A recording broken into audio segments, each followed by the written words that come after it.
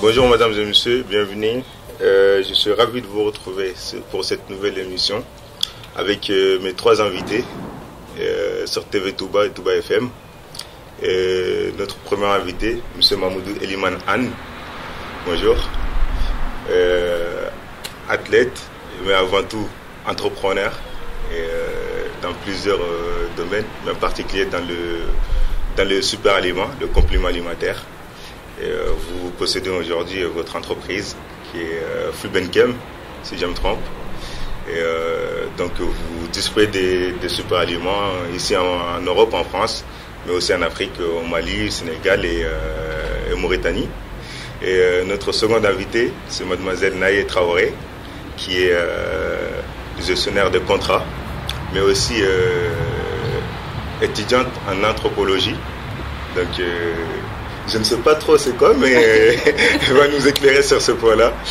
Et M. Yumdunkouma, Papa Koulibaly, artiste mauritanien, rappeur, et aussi pas seulement, mais militant aussi pour les droits de l'homme, pour la liberté, contre l'esclavagisme. Donc bonjour mesdames et messieurs, merci d'avoir accepté l'invitation. Donc M. Anne, je vous laisse vous présenter rapidement déjà. Qu'est-ce que vous faites? Qui êtes-vous? Et je vais essayer d'expliquer brièvement ce que je fais, mais avant tout, je suis sportif de haut niveau. Je suis toujours en plein dans ma carrière d'athlète de haut niveau. Mais en parallèle de ma carrière, j'ai créé une entreprise maintenant il y a 4 ans, comme vous avez dit tout à l'heure, qui s'appelle Fulbenkem, qui veut dire le peuple. Fulbenkem, ça veut dire le peuple. Donc, cette entreprise est spécialisée en fait dans la fabrication de compléments alimentaires à base de plantes naturelles, à base de, par exemple, des plantes que nos ancêtres utilisaient il y a très longtemps. Donc nous, on a voulu mettre à la mode ces plantes-là et montrer aux personnes qu'on peut très bien se soigner avec des plantes naturelles qui poussent chez nous en Afrique. Et donc l'objectif vraiment de l'entreprise, c'est vraiment de faire la promotion de ces plantes-là. D'accord. Et donc vos plantes, vous les cultivez ici, vous les achetez ici? Comment vous faites en fait? En parallèle de l'entreprise, nous avons une association dans l'entreprise qui travaille en fait avec des agriculteurs de différents pays, au Mali et au Sénégal notamment. Et en fait, on travaille avec eux pour les aider à cultiver tous ces super aliments. Et ensuite, l'entreprise s'engage à leur acheter la matière première qui est cultivée là-bas. Ensuite, nous, on ramène ça, on ramène la matière première en Europe, en France, et on travaille avec 3 laboratoires différents qui nous les transforment en compléments, en tisane, en gélules, et en crème, et ensuite on distribue dans les pharmacies et dans les magasins publics. D'accord. Tout ça est très intéressant. Merci pour la présentation, très, très précis. Et mademoiselle Naye Traoré, vous pouvez nous expliquer déjà c'est quoi l'anthropologie, parce que moi personnellement je connais le mot mais je ne sais pas trop en quoi ça consiste.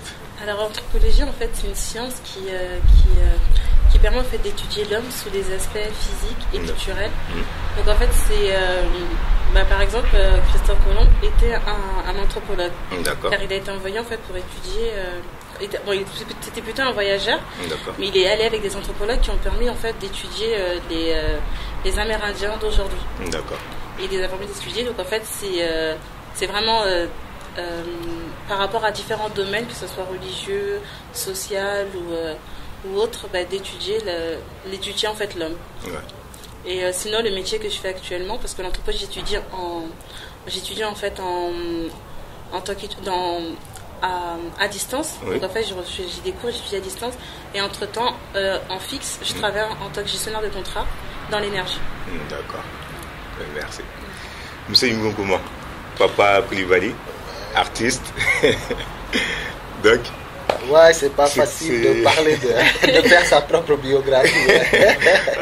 Ouais, comme tu viens de le dire, ouais, Yembi Kouma, rappeur mauritanien qui vit en France et aussi aujourd'hui directeur de Radio Gambanaru, comme tu viens de dire. Je suis aussi militant de droits humains, défenseur de droits humains, aussi encore chargé aussi responsable de la marque Gambanaru que vous voyez là aussi, qu'on essaie de mettre sur la place pour faire connaître le mouvement, l'association et tout le combat qu'on fait en ce moment. D'accord.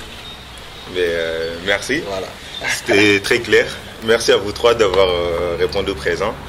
Donc aujourd'hui, nous allons parler d'un sujet très important qui nous concerne tous, qui concerne tous les jeunes d'Europe, de France, qu'on soit né ici ou qu'on ait grandi ici.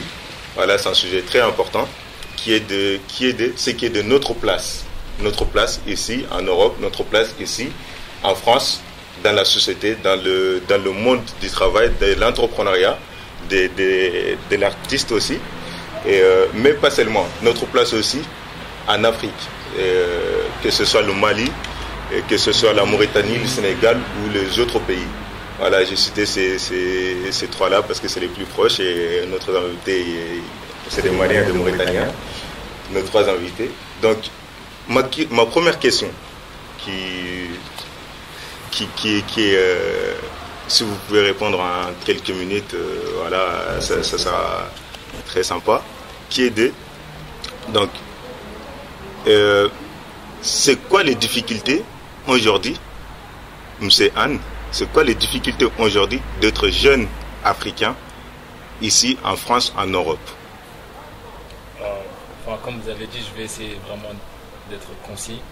C'est vrai que le sujet, la question elle est vraiment large, mais la difficulté qu'on peut rencontrer ici en tant que jeune africain, jeune noir en France, c'est vraiment les préjugés. On est beaucoup jugé même avant de faire quelque chose. C'est ça le problème. On nous juge énormément d'abord, sans savoir est-ce qu'on est capable, quand on va postuler pour un boulot ou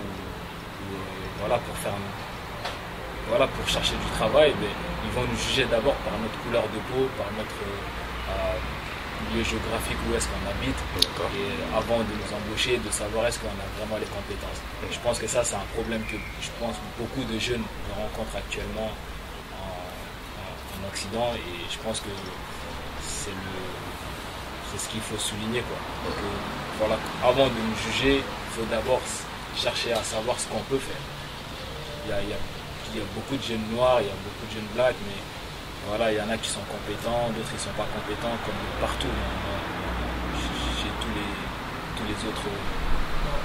Et vous, en tant qu'entrepreneur, ces difficultés-là, vous les rencontrez en tant qu'entrepreneur, en tant que chef d'entreprise? Bien sûr. Quand moi j'ai créé ma société, dès le début déjà, quand je voulais entreprendre dans la nutrition, c'est vrai que c'est un domaine qui n'est pas forcément... les jeunes, ils n'entreprennent pas forcément dans la nutrition. Donc quand j'ai commencé à entreprendre là-dedans, j'avais 26 ans. Même avant d'être noir, je pense que le plus dur pour moi, ça a été l'âge. D'entreprendre dans ce milieu-là, à 26 ans, c'est vraiment jeune. La plupart des gens qui entreprennent là-dedans, ils ont la quarantaine, voire plus. Donc moi, un petit jeune qui arrive, je peux offrir. Donc je savais que j'allais le juger.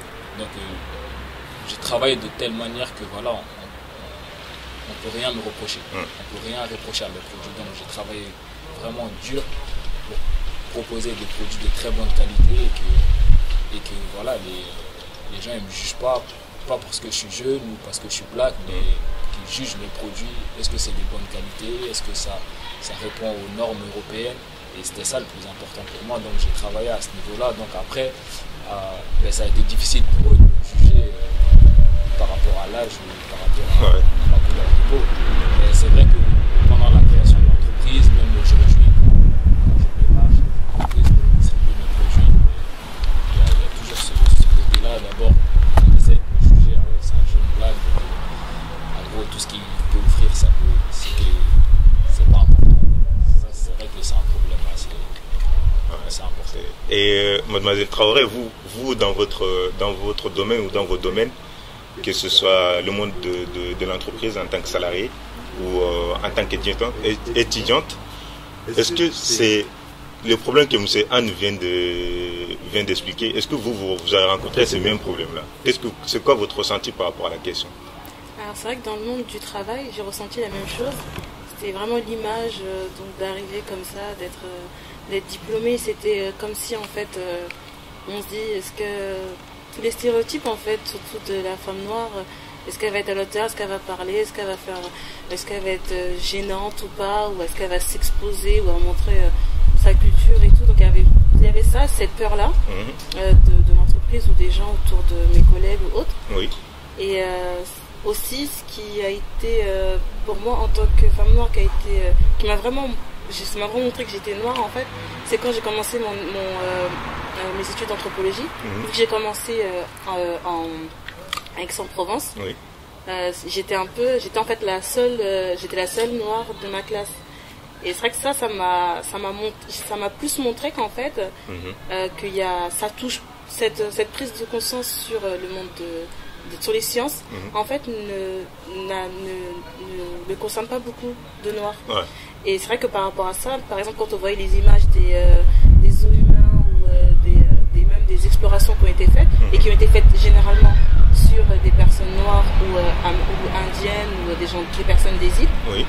Il y avait ça et on te regardait, on te disait non mais c'est horrible ce qu'ils ont fait avant et tout, pour compatir quoi. Ouais. Alors que c'est vrai que par rapport à ça, on a toujours ce cliché-là de ce qui s'est passé avant ou de tout ce qui se rapporte à avant qu'on a aujourd'hui et qu'on va toujours nous mettre parce que les gens ne voient pas l'évolution. Oui, mais après les gens, ils ont peut-être cette empathie-là ou sympathie-là juste par rapport à la souffrance. C'est pas forcément un mal. Enfin, oui, non, mais oui, je peux comprendre. Mais aujourd'hui, quand on voit que il y a un premier président aux États-Unis qui est métisse, on peut plus avoir cette compassion qui est genre pour compatir en fait, parce qu'au final en fait ça devient du racisme angélique. Ça devient pas quelque chose de juste pour aider, mais c'est plus pour dire pauvre petit noir encore, alors qu'on est là en train d'essayer de se battre et de faire des choses quoi. Et moi en tout cas c'est ça que j'ai plutôt ressenti en étant né ici, avoir grandi ici, d'avoir tout ce truc là de compassion comme si on avait un handicap d'être noir en fait, alors que non.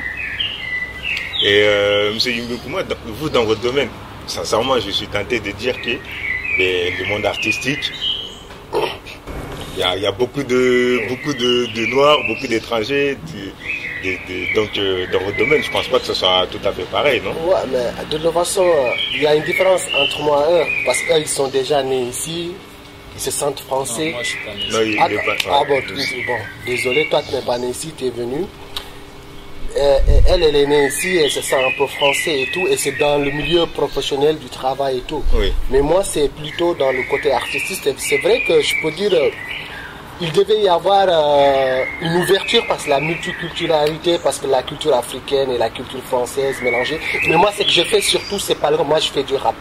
C'est difficile pour moi parce que pourquoi moi je suis venu avec un rap à ma langue qui est le soninké, donc moi je fais le rap soninké et donc j'ai eu des difficultés par rapport au rap français parce que là c'est un pays français, ils ont la culture française, donc il faut faire le rap français pour être écouté, donc c'est une grande difficulté de consommer d'imposer ce rap soninké ici à France. Donc c'est ces difficultés là que moi que je raconte qui est différente de leur histoire. Mais là, ça ramène une autre question. Là, on voit souvent des reportages, des documentaires, des reportages à la télé, presque tous les 2 jours, qui parlent des Noirs, des Blacks, des étrangers. J'ai dit des Noirs, mais il y a aussi les Arabes. Donc, qui disent que souvent, on est aperçu comme de la délinquance ou comme des non-instruits. Mais vous, comment vous croyez que vous êtes vu ici? Comment le noir, l'étranger, de votre point de vue à vous, comment vous sentez que vous êtes vu ici en fait? De toute façon, pour moi, il y a deux manières de voir les choses toujours. Parce qu'on ne peut pas comparer, par exemple, celui qui est né ici. Je ne sais pas comment il faut expliquer ça. Comment on m'ouvre... La question, je n'ai oublié là. Ouais, allez-y. Ouais. Tu peux reposer. Après, je vais essayer de... Pour moi, en tout cas, je trouve que en fait, pour moi, la délinquance, elle est née plus par rapport à un projet déjà dès le début. Oui. Pour moi, vu qu'il y a eu ce rejet-là dès le début, où c'est de rejet-là, en fait, au niveau éducatif, même au niveau des opportunités dans différents quartiers, que ça a créé ça. C'est les opportunités. Par exemple, moi, je travaille avec une collègue à moi. En fait, elle et moi, vu que moi, j'étais à l'école à Paris, et elle était en banlieue, on n'avait pas les mêmes choses, on n'avait pas appris les mêmes choses. Et ça, c'est quelque chose que je trouve que c'est ça qui creuse après les choses. Après, il y a aussi la carence qui fait que, pas la carence, mais qui fait qu'il y aura une différence entre ceux qui vont étudier dans des écoles où il y aura peut-être plus de moyens, où peut-être les éducateurs vont être plus amènent à leur faire découvrir plus de choses, des choses plus grandes. Il y a des choses on va leur faire depuis qu'ils sont petits, on va pas leur faire voir des choses plus grandes, des choses on va dire de toute façon vous allez être fait par rapport à ces métiers-là, vous allez faire ça parce que c'est votre destinée et voilà. Oui, mais après les opportunités, moi je suis tenté de dire, moi aussi je suis un jeune noir, je suis pas né ici non plus, et certes j'ai eu des échecs, j'ai eu de bonnes choses aussi, mais les opportunités on se les crée, on se les donne nous-mêmes. Mais aujourd'hui la communauté, est-ce que la communauté noire aussi, est-ce que la communauté étrangère aussi travaille pour se donner ces opportunités-là? Oui, il y a aussi les parents, l'entourage qui fait que ça aussi, ça marche pas. Je pense que c'est comme elle a expliqué quand elle dit elle était à l'école à Paris et sa copine elle était à l'école en banlieue. Ouais. Mais je pense qu'il y a des gens qui minimisent ça en fait. Ils se disent ouais, mais de toute façon c'est l'éducation nationale. Les programmes en banlieue et les programmes à Paris c'est exactement la même chose. Mais je pense qu'il y a vraiment une différence entre là où on va à l'école. Ouais, il y a toujours, je comprends ce que là vous devez dire. En fait, ça c'est un système, en fait, ça dépend d'où tu viens. Par exemple, là c'est carré, par exemple, on connaît déjà les gens qui sont nés en France pour régner. Par exemple, on sait que quand il a fait l'école au banlieue, c'est tellement difficile même d'aller, par exemple, à l'ENA. C'est pas facile, c'est sélectif, des fois on prend les mains. Donc, on voit aussi qu'au banlieue, il y a plein de professeurs aussi qui ne veulent même pas venir au banlieue parce que c'est mal vu d'aller dans les banlieues parce qu'on dit que là-bas il y a trop de délinquance ou les enfants ils sont trop agressifs. Donc, et aussi l'enfant qui est dans le banlieue qui se sent pas, pour moi, les enfants qui sont au banlieue, ils se sentent pas, je sais pas, ils se sentent, je sais pas aimés en France, voilà. Ils se sentent, oui, voilà. Ils ont, parce que comme ils ont une double culture, ils voient déjà leurs parents est là, ils ont du mal à trouver du travail. Eux aussi ils sont venus, ils voient le petit blanc, lui, entre guillemets, il avance et tout. Lui, en fait, pour moi, il a une autre vision, soi-disant qu'il est discriminé. Ouais, c'est ça. Donc, au lieu de dire maintenant, attends, moi aussi, je vais bosser, essayer d'apprendre et tout pour faire ce que le blanc a fait, mais non. Il s'enferme sur ses idées, il reste dans son banlieue, oui, voilà. Et il regarde, il regarde l'autre avec une mauvaise intention et tout. Et donc, voilà, moi, je vois les choses, je sens les choses comme ça. Par exemple, quand il va dans moi, que les gens ils m'excusent, je ne connais pas trop les valeurs, mais les gens que je fréquente par rapport, ils ont une façon de voir des fois le blanc. Ouais. Voilà, et ils ont une façon de jugement. Et puis c'est vrai aussi, ce qu'ils disent, c'est pas faux à 100%. Par exemple, si on sait que même les politiciens aujourd'hui, ils utilisent certains, par exemple, quand tu es Mohamed et je sais pas, Jean, si vous déposez votre CV, pour trouver de vous, c'est pas, voilà, Mohamed a moins de chances de trouver que, voilà. Donc même les politiciens, voilà. Non, c'est vrai, il y a un rejet. Il n'y pas, on sent ce rejet-là. Mais je pense qu'à côté de ça aussi, il y a quand même des gens qui ont réussi. À côté de ça, il y a des sportifs qui ont réussi, il y a des hommes, des intellectuels qui ont réussi, il y a des entrepreneurs comme vous aussi qui ont réussi aussi. Mais là, si je vous écoute bien, ce que vous avez dit, que ce soit Mlle Traoré ou Mbinkouma, ce que vous dites, c'est que le bon lait, c'est que comme on est entre nous, c'est ça qui fait qu'on n'arrive pas à avancer. Mais ça, c'est pas les blancs qui ont créé ça, c'est pas le. Moi, c'est que je suis censé dire, c'est pas dans une cité, vous mettez que des Arabes, que des Arabes et des Noirs dans les cités en plus. Oui, mais il n'y a pas de barrière pour dire à ces jeunes-là. Vous, M. Anne, vous êtes même pas né en France, mais vous êtes venu, vous êtes donné les moyens aujourd'hui pour être entrepreneur, pour réussir dans la vie, pour être sportif de haut niveau. Ces moyens-là, c'est sûr, si vous aurez attendu là où vous habitez, que ce soit sur les Champs-Élysées ou dans le 93, ben, vous ne les aurez pas eu. C'est ça en fait que je veux dire. Il faut se donner les moyens. Je trouve que ça dépend de personne, parce que si c'est ce que vous avez dit tout à l'heure au niveau de l'éducation, quand vous dites parents, parce que je pense que si on n'a pas une image des personnes de réussite, par exemple nous aujourd'hui, par exemple M. Anne ou même Mbekuma ou même moi ou même vous, qui faisons des choses pour les plus petits. C'est une image, donc plus petits, ils auront une source de motivation.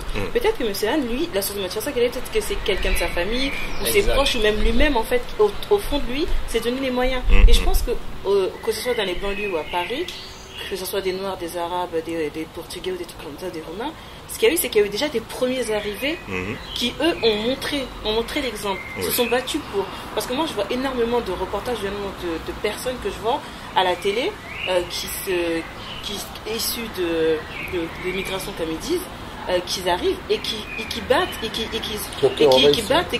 cassent tous les clichés en fait, et qui réussissent ce qu'ils font. Mais vous êtes l'exemple, hein, enfin, par rapport à vous trois, par rapport à vos parcours respectifs. Bon, j'ai envie de dire que ce soit M. Anne ou vous, Mbekuma, mais déjà vous étiez dans un domaine où il n'y avait pas, comme vous avez dit, il n'y avait pas de noirs dans la classe. Et M. Anne, des entrepreneurs noirs, mais qui ont un succès avec leurs produits, avec la nutrition, il y en a pas. Bon, il y en a, mais c'est rare, quoi. C'est des exceptions. C'est des exceptions. C'est vrai que après, comme elle a dit, moi, je suis arrivé en France à l'âge de 10 ans. Oui. Ah, mais j'étais jeune. Donc, j'étais jeune, mais il faut savoir que l'éducation, pour qu'un enfant prenne confiance en lui, qui se minimise pas dans la vie, ça se fait entre 0 et 6 ans. Oui. Donc en quelque sorte, moi quand je suis arrivé en France, déjà j'avais une base d'éducation déjà. Ouais. Comme elle a dit, dans ma famille, il y avait énormément d'entrepreneurs qui ont réussi, des personnes qui ont extrêmement réussi dans l'entrepreneuriat. Donc moi j'ai grandi dans ça, j'ai vu mon père qui a toujours entrepris dans sa vie. Et donc j'ai été baigné dans ça très jeune. Donc quand je suis arrivé ici, j'avais déjà cette vision-là, toutes ces choses-là. Et après, moi quand je suis arrivé, je savais saisir les opportunités, tu vois, parce que je le connaissais déjà. Parce que j'ai traîné énormément avec mon père, je les suivais dans ces trucs, donc je savais saisir toutes ces opportunités-là. Donc quelqu'un qui n'a pas forcément eu cette chance-là et qui a vu que des gens autour de lui avoir des échecs dans leur travail, donc c'est difficile après, je pense, de se dire ok, voilà, je vais entreprendre, je vais faire des choses. Il a fallu que quelqu'un me fasse rêver d'entreprendre d'abord, donc pour qu'ensuite moi j'entreprenne. Moi là, ce que je vais ajouter aussi, on peut dire aussi des fois ça peut venir de la faute des parents aussi. Par exemple, comme toi, si tu as réussi aussi, c'est parce que tu avais autour de toi. Imagine un enfant d'ici de l'immigration qui a des parents qui ne sont pas à l'école, qui ne savent pas c'est quoi même aller à l'école parce qu'ils sont venus, qu'est-ce qu'ils font? C'est aller travailler dur par la main, sans utiliser l'intelligence. Donc tout ce qu'ils disent à l'enfant, ils apprennent à l'enfant, il faut travailler aussi pour gagner de l'argent, pour envoyer en Afrique. Ils ne disent pas à l'enfant, il faut investir, essayer d'être millionnaire, mais non, c'est de travailler, gagner de l'argent, donner à tes deux, prendre à tes deux parents en charge et puis envoyer de l'argent en Afrique. Donc, et aussi il y a un autre système ici aussi en France que moi je condamne. Il y a un système qu'on dit, moi je n'ai pas fait des études ici, je n'ai pas fait des études ici parce qu'arrivé ici déjà en France, moi j'avais pas mon bac, c'est arrivé ici que j'essaie de faire un truc qu'on appelle le DAI, un diplôme en équivalent du bac, et puis depuis j'ai pas continué l'université pour continuer mes études. Mais il y a un système ici, je ne sais pas c'est à partir de quel moment, on essaye de vous orienter. Avec toi tu devais faire ça, toi tu devais faire ça. Moi, oui, je ne sais pas ça. C'est à partir de là-bas. c'est à partir de là-bas que moi je trouve qu'ils orientent les gens. Par exemple, toi qui es imprimé, ta maman est imprimée, tu devais faire imprimer. Par exemple, moi je suis venu, par exemple, j'ai rien, moi par exemple, je sais pas, je fais le ménage, mon enfant est d'accord, moi j'ai envie que mon enfant il fait les études de médecine. Oui, mais c'est clair. Mais après, au moment, c'est les conseillères d'orientation. Oui. Ils appellent ça. Par exemple, moi, quand j'étais en troisième, au moment de faire ma orientation, ils nous disaient que voilà, il fallait être cuisinier. Parce que nous, ma prof, elle voulait coûte que j'aille en cuisine, en BEP cuisine. Voilà, mais je lui ai dit non. C'est parce qu'elle a déjà goûté à la Voilà. Et donc, moi, ça me provoque. Ça rejoint. Mais après, le problème aussi, c'est qu'il faut les comprendre. Aussi, par exemple, quand j'étais jeune, niveau scolaire, j'étais pas bon. Aujourd'hui, les élèves de ma classe, quand ils voient ce que je fais maintenant avec l'entreprise, ils disent c'est pas possible. C'est pas toi qui as fait ça. Quand j'étais jeune à l'école, je ne travaillais pas bien. Vraiment, je ne travaillais pas bien. Mais après, quand tu es conseillère d'orientation, tu as un enfant qui arrive devant toi, qui n'a pas de très bonnes notes. Voilà, tu sais que chez lui, c'est difficile. Voilà, il a des problèmes avec le français, les maths et tout ça. Donc, en tant que conseillère d'orientation, tu ne vas pas dire à l'enfant, ok, tu peux être avocat, tu peux être médecin. Oui, mais des fois, tu as des bonnes notes. Mais... Moi, je trouve que c'est vrai pousser parce que je pense que si toi, tu n'as pas eu des bonnes notes peut-être quand tu étais petit, peut-être parce que tu n'étais pas intéressé par ça. Oui, bien sûr, moi, je n'étais pas intéressé. Mais par exemple, ces jeunes-là, l'orientation, c'est rapide, il faut le faire. On n'a pas les études, on ne va pas les faire pendant 20 ans. Donc à un moment donné, il faut s'orienter rapidement et il faut comprendre aussi, on est dans une société, tout va très vite. Et même pour les enfants, peut-être c'est triste pour eux, mais ils n'ont pas aussi énormément de temps de se dire, ok, pendant un an, je vais réfléchir, voilà, savoir ce que je vais faire, ensuite commencer à travailler mieux pour y aller. À un moment donné, il faut t'orienter, il faut avancer dans la vie.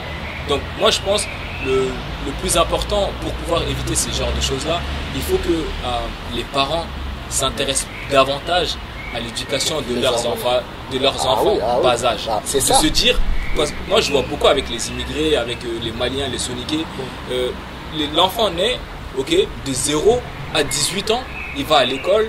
Ils ne s'intéressent pas à ce qu'il fait, ils ne savent pas dans quelle classe il est, ils ne savent pas s'il a des bonnes notes, ils vont voir les professeurs qui vont leur dire ouais, votre enfant il travaille. Ah bon, d'accord, on va rentrer à la maison, tu vas voir. Et au final il n'y aura rien.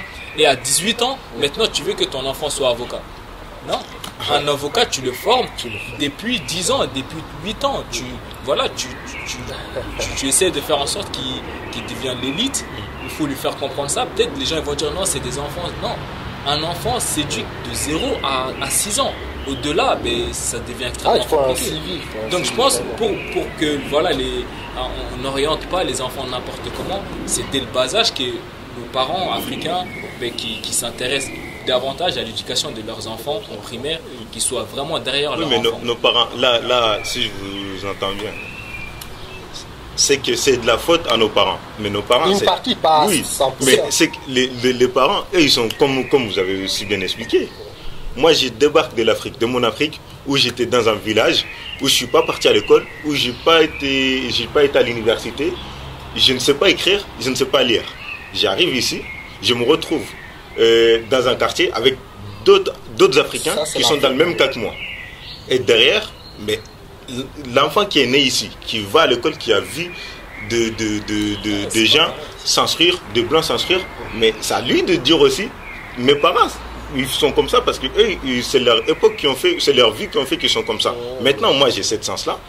Mais c'est à moi de la saisir aussi. Quand on est enfant, on passe pas on passe pas comme tu penses. Il faut qu'il y ait quelqu'un derrière nous qui nous pousse. Il faut qu'il y ait... Après, ce que tu as dit, c'est important aussi. Par exemple, quand nos parents sont venus, ils ne parlaient pas forcément français, ils ne connaissaient pas l'importance des études. Il y a beaucoup de gens, il y a beaucoup de parents africains aujourd'hui qui disent à leur enfant à 18 ans, là maintenant tu peux travailler, arrête l'école, va travailler, ramène-moi de l'argent et pour qu'on envoie en Afrique. Tu vois, ça c'est des choses qui existent, mais malheureusement si maintenant on veut être bien vu en Europe, en France, et qu'on veut que les gens nous acceptent, il faut qu'on s'est dit aussi, il faut qu'on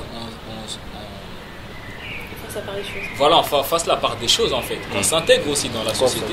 Je pense qu'il y a beaucoup d'Africains qui se disent Bon, nous, je pense qu'on est la deuxième, troisième génération des immigrants.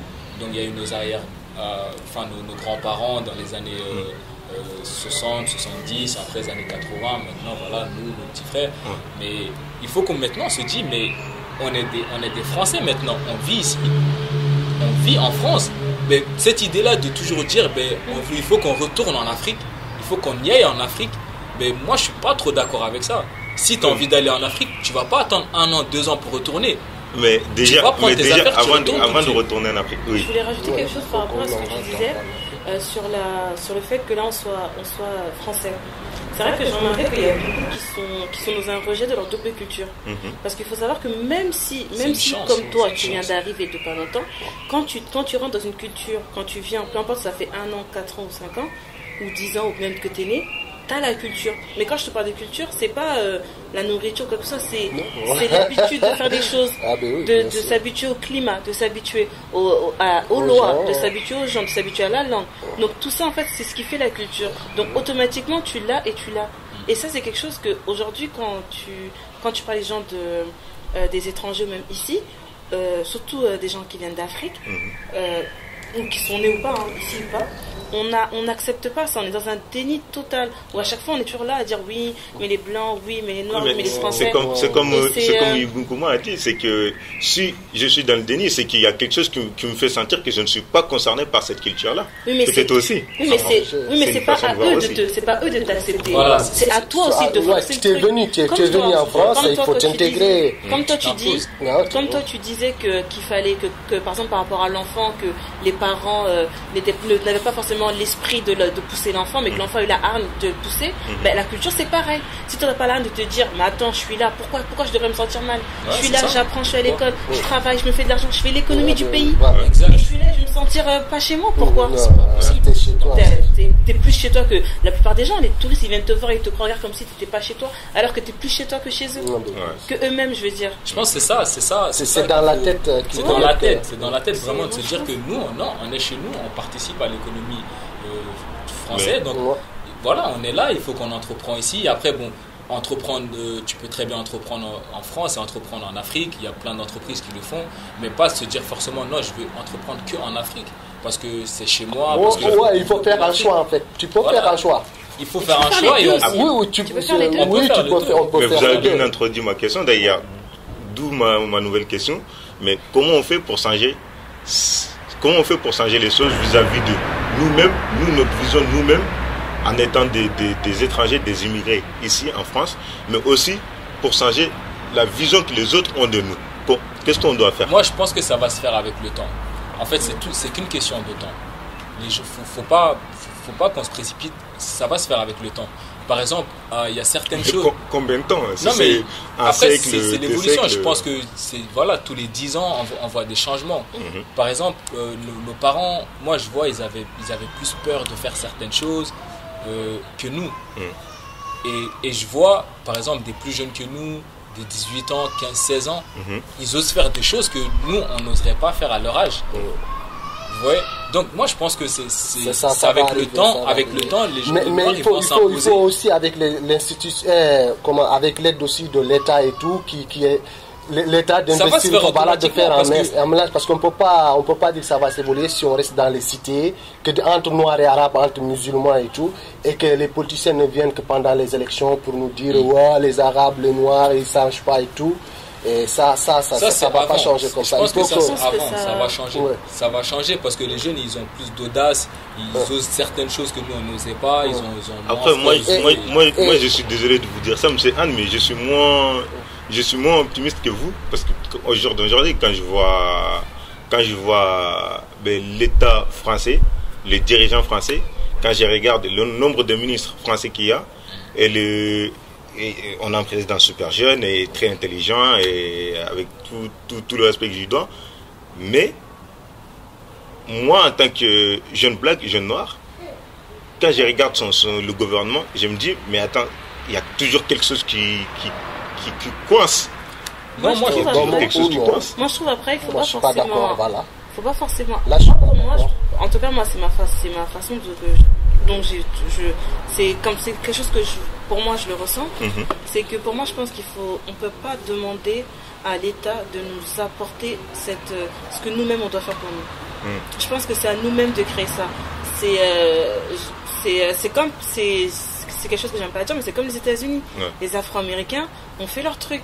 Les Italiens ont fait leur truc. Même ici en France, les Portugais font leur truc, les Italiens font leur truc. Ils attendent pas que l'État leur fasse, ils le prennent. Et c'est ça que nous faut qu'on prenne. Parce que nous, je pense qu'on a beaucoup tendance à dire oui, mais l'État, oui, mais tout cela, alors que c'est à nous. Parce que si nous on voit pas l'image, comme toi tu disais par rapport à dans le gouvernement de Macron, que tu vois pas, tu te ressens pas, tu vois pas l'évolution, alors que moi je la vois aussi parce que la personne qui s'occupe des chargés de communication, elle est noire. Oui, mais c'est juste une personne, elle est noire. Aussi. Mais j'ai envie de dire, depuis la nuit des temps, et on a toujours eu moi là je suis pas d'accord. En France il y a pas. C'est un début quand même, c'est petit à petit. Non, c'est même pas que ça. Je pense que les esprits se changent petit à petit. Tu colores pas quelque chose rapidement comme ça. Tu prends le temps de faire. Et puis on n'est même pas 10%. Voilà. On n'est même pas. C'est ce que je veux dire. C'est ça aussi. On doit regarder le nombre de pourcentage des Noirs et des Arabes en France. Il faut arrêter de voir qu'il faut des Noirs partout à la télé, des Noirs partout à la télé. Si on doit se fier au pourcentage, on n'est même pas 10%. Oui, donc si un Noir à la télé, un Arabe à la télé, c'est largement suffisant. Et aussi il y a quelque chose que Naï a dit que je suis pas un peu d'accord. Il dit que l'État ne fait pas tout. Oui, mais par exemple si tu vois la politique française et la politique anglo-saxonne, par exemple tu vas en Angleterre, tu es musulman, tu es dans un cité. En Angleterre il y a des lieux où il n'y a que des musulmans par exemple. On leur laisse faire leur religion tranquillement, on leur laisse voiler. Mais en France on nous met dans un coin, on est musulman mais on nous indexe. Regardez, ils se voient, regardez,